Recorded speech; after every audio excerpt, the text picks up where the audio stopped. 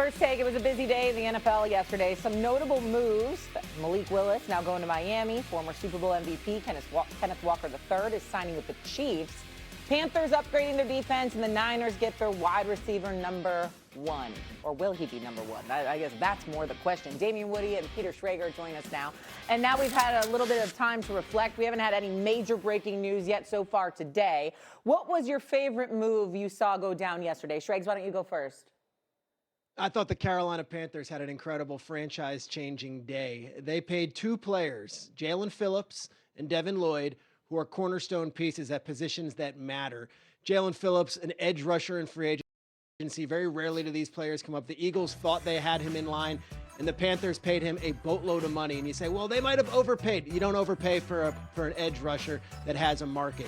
Devin Lloyd, a culture guy who had that pick six against the Chiefs for the Jaguars on Monday Night Football. Two excellent players and cornerstones for a team that won the division, made the playoffs, and are eventually going to have to pay Bryce Young. I thought Dan Morgan, the general manager, and Brant Tillis, their salary cap guru, did a wonderful job of managing this. Look, it's not going to win the day with headlines. It's not a razzle-dazzle team with Carolina Panthers, but in an NFC South that is for the taking, I thought the Carolina Panthers got much better than they were yesterday in the hours that led up to last night's ending of the free agent frenzy.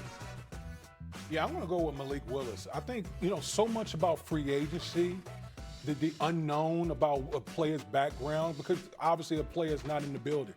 Well, you talk about the Miami Dolphins, you talk about a fit that just makes a lot of sense for the Dolphins because the whole regime came from Green Bay. Mm-hmm. You got Jeff Haflick, former defensive coordinator for the Green Bay Packers. He practiced against Malik Willis. He saw him every day in the building. John Eric Sullivan, the GM, obviously came from Green Bay.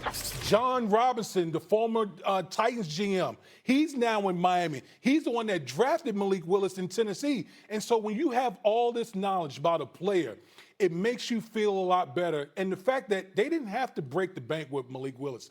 This is all about projection, what they project, because his body of work is so small.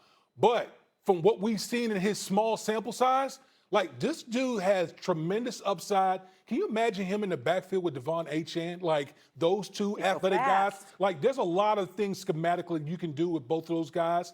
And if it doesn't work out, it's not like you hamstrung to the quarterback. You can get off of him after a year or so in that contract. So I really like what Miami did with signing Malik Willis. A small sample size for us, but obviously that coaching staff has seen him right day in and day out. What about you? I agree with Woody. I'm not disagreeing with Peter because I give Peter's points, and obviously we saw Carolina, have a decent season and give respect to them where they were far more competitive than any of us had anticipated, and the growth of Bryce Young can't be ignored and can't be understated. So I get where Peter's coming from. I'm just thinking about the quarterback position, Peter, and I'm thinking about what Woody just said, and I think that he has a very valid point. In the three starts that Malik Willis had this year, 612 yards passing, 3 touchdowns, not a single interception. We got to pay attention to that. And again, the familiarity with the coaches in Green Bay, that goes a long way as well. Then you talk about the team that he went to. Who did he go to? You went with a team with an explosive running back in Achane. You went to a team with an explosive wide receiver in Waddle. Do they need another wide receiver? Absolutely. Could they use a tight end? Absolutely. Could they use a right guard? Absolutely. But correct me if I'm wrong, Pete, I think they got like 8 draft picks coming up. So they've got the maneuverability. They can utilize the draft to really, really buffer their roster as well. So the key order of the day was to make sure that you had a quarterback, because with everything that we just said, if you don't have a quarterback, there's nothing else that's going to matter for you because you're not going to get it done. Carolina appears as shocking as it is to me because he's so miniature. Bryce Young, he's so miniature. As shocking as it is, he gave them a lot of reason to believe in him going into next season. So having those pieces around him go a long way. Miami didn't have that. They desperately needed a quarterback. And unlike the Pittsburgh Steelers, my Pittsburgh Steelers, they went out and got one. And Malik Willis, who I wanted to end up in Pittsburgh. Day from the Panthers, he leaves. Nakobe Dean, gone. Reed Blankenship, gone. Dotson, gone.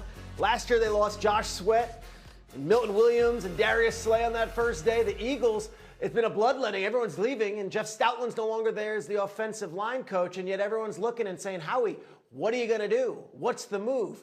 Well, I think of the finance world, and sometimes the best moves are the ones you don't. No one's ever won a Super Bowl on day one of the free agent market. I would say just hang tight, Eagles fans. Let's see what Howie Roseman has up his sleeve. See what he has up next. And then finally, Graziano, to you, what is your day one declaration? I think Malik Willis and the Dolphins is absolutely a perfect marriage of team and player right now. Malik Willis is still an unknown, and whoever signed him was going to be taking some level of risk that his small sample size of performance in Green Bay could translate to success as a full-time starter. The Dolphins are a team that I don't think many people are expecting much from this year. So if he goes there and it doesn't work out, I don't think it's as catastrophic for him as if he had gone to like Indianapolis or a place like that where they'd be expecting right away. And if it does work, by the way, he's playing for a coach and a GM that know him well. They come from Green Bay.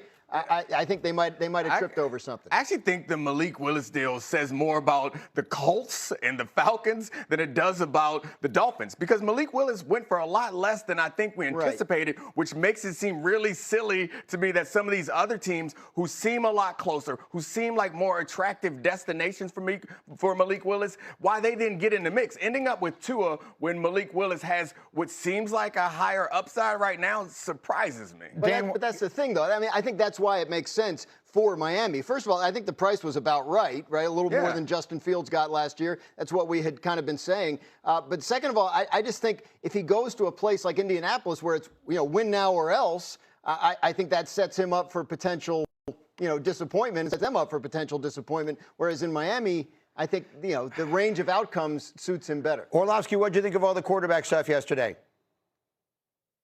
Yeah, I liked Miami signing Malik Willis, and I think it's the fair contract because it's really that 2-year commitment. They'll see if they've got something. Yeah. If not, they'll get into the quarterback market again. I thought Tua going to Atlanta was the right decision, both sides.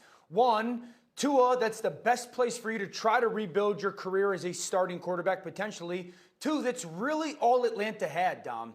There wasn't a ton of wiggle room for Atlanta. If you're Atlanta, Kyler wasn't going to go there. Geno wasn't going to go there. You had already moved off from Kirk because of the finances. You need a person that's at least in March, April, May, June, starting quarterback capable, and in September, depending on if Michael Penix is going to be healthy enough.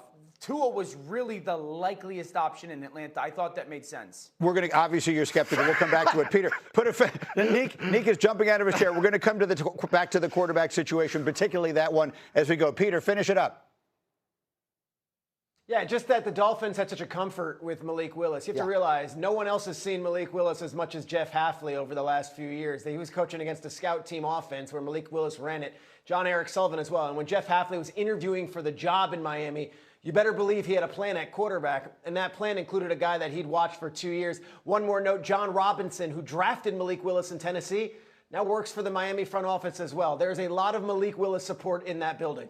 That's critical. When you see the guys who know him best are the guys who want him, that's the best possible indication. Because no one's seen him play, but they've seen him practice, and they've seen him in meetings, and they know what he's like in the building. They know more about him than anybody else. We're going to get into the Tua stuff. Now, Nick quarterback. He is shrugging off everything. I promise I'm coming to all of it. We'll get into all the Tua stuff as we continue.